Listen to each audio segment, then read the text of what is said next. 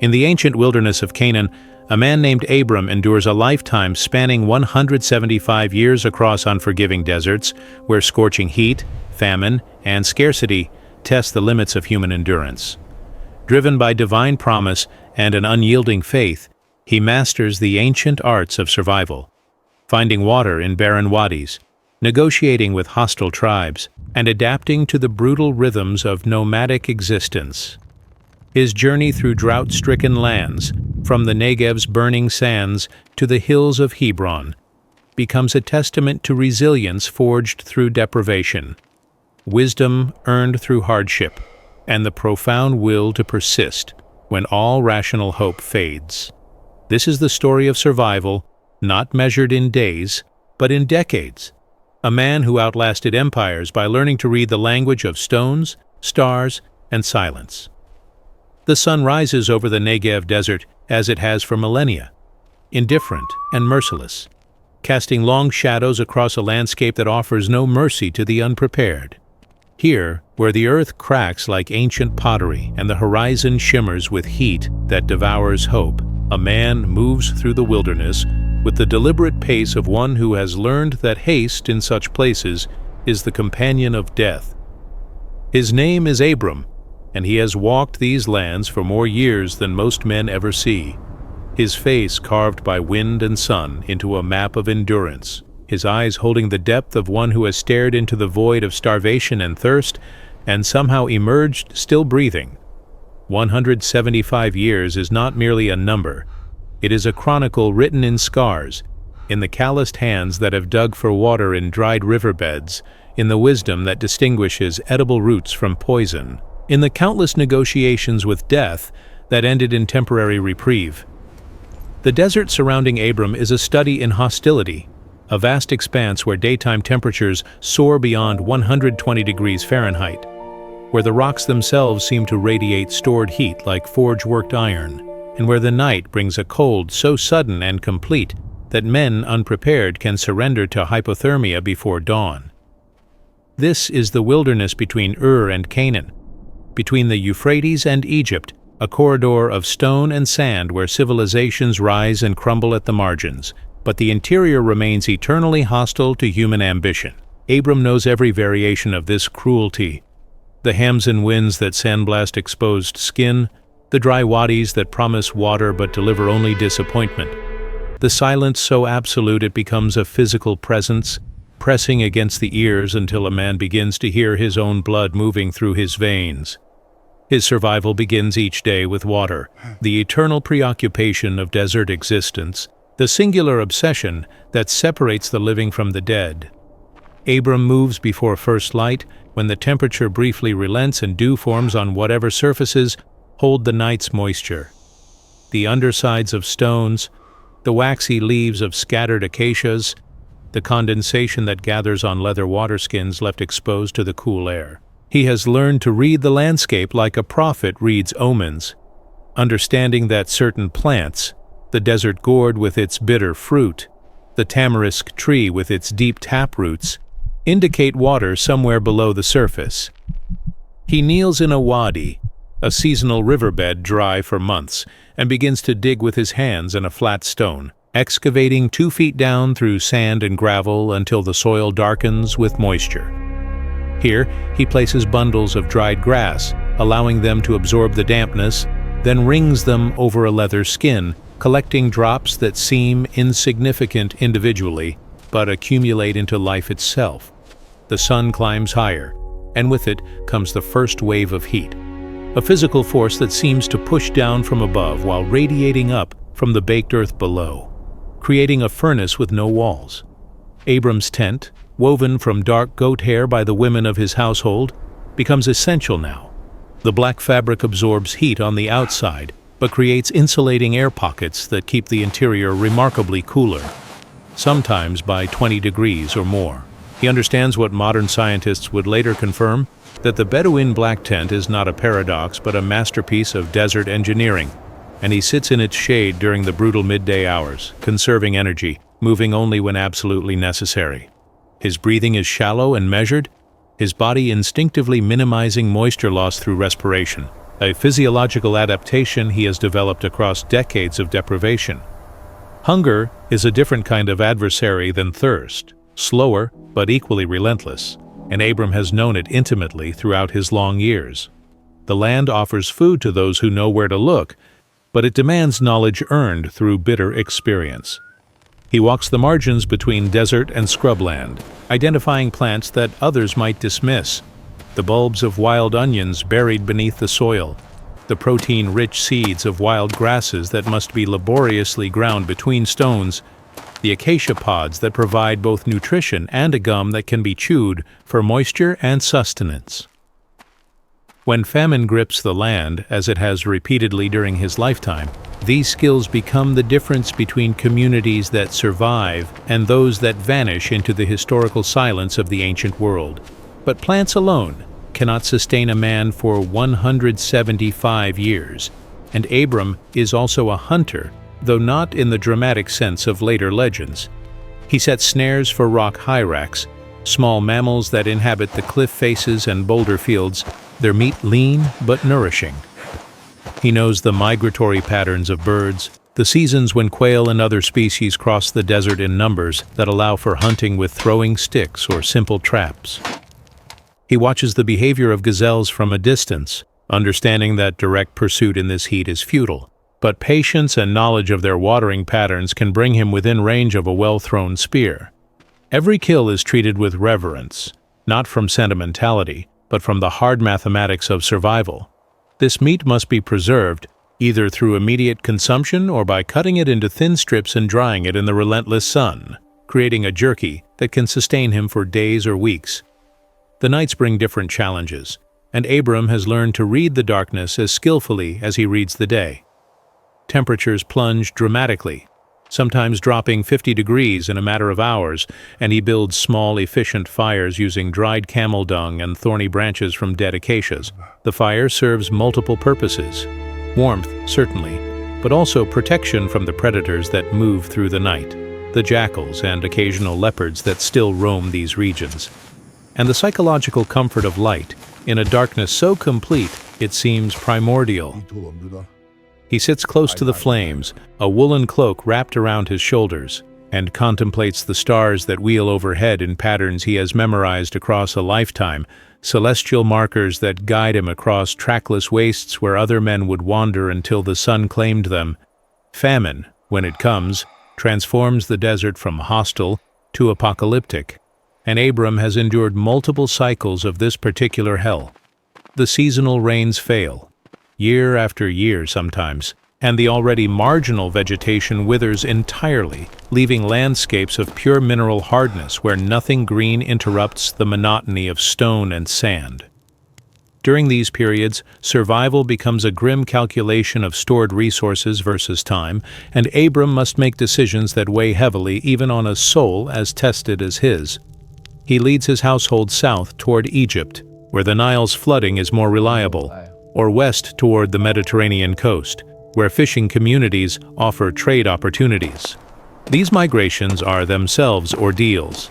Elderly members of the household struggle with the pace, children require more water and food than adults, and the threats multiply with each mile traveled through unfamiliar territories and past hostile tribes. Yet Abram possesses something beyond mere survival skills, a quality that elevates his endurance from animal persistence to something approaching the mythic. He carries purpose. The promise that drives him, whispered to him in the quiet moments between wake and sleep, tells him that his descendants will be numberless as the stars, that from his line will come nations and blessings beyond measure. This belief, whether divine inspiration or psychological anchor, provides what food and water alone cannot, a reason to continue when every rational assessment suggests surrender. He has buried children who died in infancy, as was common in his era, has watched friends and relatives succumb to disease and deprivation, has himself teetered on the edge of death from dysentery and fever and simple exhaustion. But the promise pulls him forward through each crisis, an invisible tether connecting him to a future he will never fully see. The relationship between Abram and the desert evolves across the decades from adversarial to something more complex, almost symbiotic. He learns its moods and seasons with the intimacy of a lifetime companion, understanding when the early rain should arrive, when certain plants will bloom and provide brief windows of forage, when the heat will be most dangerous and when it will relent slightly. He develops an almost supernatural ability to find water, a skill that earns him respect and fear among other desert dwellers who cannot comprehend how this ancient man seems to divine springs and seeps where others see only barrenness. What they interpret as magic is actually observation refined across thousands of repetitions. The flight patterns of doves in the evening indicating water within a few miles, the particular shade of green in cliff vegetation suggesting seepage, the behavior of insects congregating in certain microclimates. Trade and diplomacy become survival tools as essential as any physical skill, and Abram cultivates relationships with the patchwork of tribes and settlements scattered across his range. He offers sheep and goats in exchange for grain during good years, knowing that those relationships will be essential during lean times. He mediates disputes, leveraging his age and reputation as assets in a culture that reveres elders, creating social capital that translates into tangible assistance when his household faces crisis. When his nephew Lot is captured by raiding kings, Abram musters 318 trained men from his household and allies, demonstrating that survival in the ancient world requires not just individual hardiness, but the ability to build and maintain complex social networks across decades. The physical toll of such a life is written into every aspect of Abram's being by the time he reaches his final years. His skin is darkened beyond the natural pigmentation of his people, weathered into leather by a lifetime of solar exposure. His joints, stressed by decades of walking vast distances over rough terrain, carrying water and burdens, climbing rocky slopes, bear the chronic aches of erosion and inflammation. His teeth, worn down by grit in the grain and the harsh diet of desert survival, have been lost or broken, forcing him to adapt his food preparation to accommodate this diminishment. His vision, though still sharp for distance, has begun to fail for close work, a common progression in an era without corrective lenses. Yet his body, punished as it is, retains a wiry resilience, the muscle memory of a lifetime of physical demand, keeping him functional long past the age when softer lives would have surrendered to decrepitude. Water remains the central preoccupation until his final days, and Abram's last great act is to negotiate the purchase of the cave of Machpelah, a burial site with an associated water source, ensuring that his descendants will have both a spiritual anchor and a practical resource in the harsh land he has called home for so long. Even in planning for death, he thinks in terms of survival, of providing advantage to those who will continue the struggle after he is gone. The transaction is conducted with elaborate courtesy, the public negotiation and payment establishing clear ownership in a culture where such things must be witnessed and remembered, where written records are rare and communal memory serves as deed and contract. The end, when it comes, finds Abram in his tent, surrounded by the sounds and smells of the desert he has known so intimately, the evening breeze beginning to cool the air, the bleating of goats being brought in for the night, the smell of cooking fires and the distinctive aroma of the land itself, that mixture of dust and dried vegetation and stone heated and cooled through endless cycles. He has outlived most of his generation, has seen grandchildren and great-grandchildren grow to adulthood, has survived challenges that claimed countless others, and has become a living monument to the possibility of human endurance. His breathing, shallow now, carries the rhythm of the desert itself, slow and measured, conserving to the last. 175 years in the wilderness is not simply survival. It is a transformation of survival into a way of being, a philosophy written in the language of water sources and edible plants and the reading of weather signs. Abram's legacy is not merely genetic, the promised descendants who will indeed become numerous, but also cultural and practical. The accumulated knowledge of how to persist in places that seem designed to prevent human presence, the wisdom of when to fight and when to retreat, when to hold territory and when to migrate, how to balance immediate needs against long-term sustainability. His life becomes a template, a proof of concept that the human animal, properly adapted and sufficiently motivated, can endure conditions that would seem impossible to those who have never tested themselves against such extremes.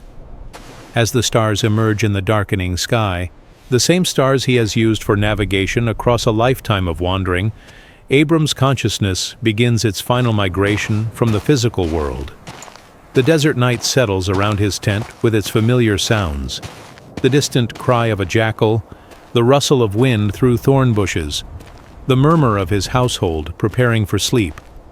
His body, exhausted beyond measure yet still breathing, still processing the last bits of moisture and nutrition from his final meal, demonstrates even in its decline the remarkable adaptive capacity that has carried him through nearly 2 centuries of challenges. The promise that sustained him, that gave meaning to the suffering and purpose to the persistence, will indeed be fulfilled, though in ways far stranger and more complex than he could have imagined during those long nights alone in the wilderness, questioning whether faith in invisible futures was wisdom or madness. The desert will continue its cycles without him, indifferent to his passing as it was indifferent to his presence.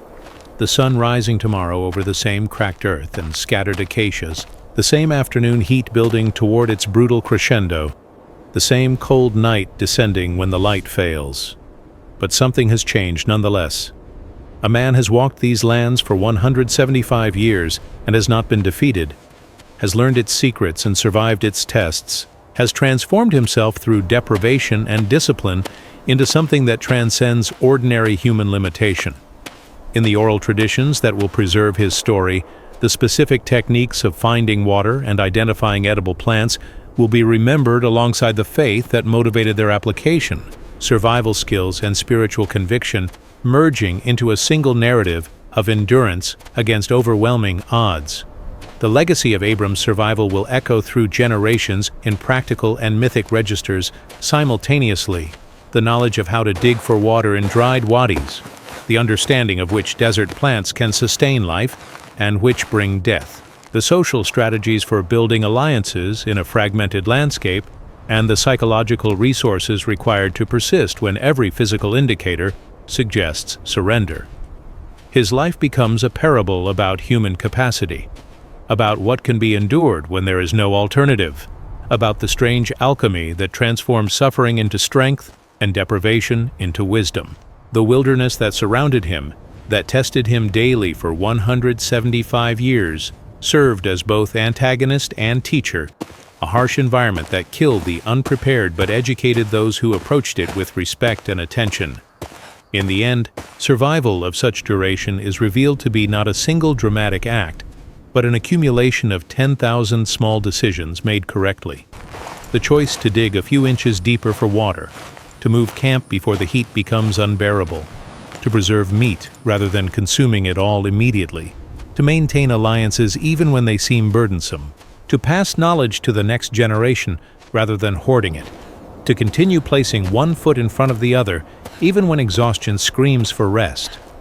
Abram's 175 years are composed of these moments, these unglamorous but essential choices, repeated across decades until they become instinct, until the man and the desert exist in a relationship so intimate that neither can be understood without reference to the other.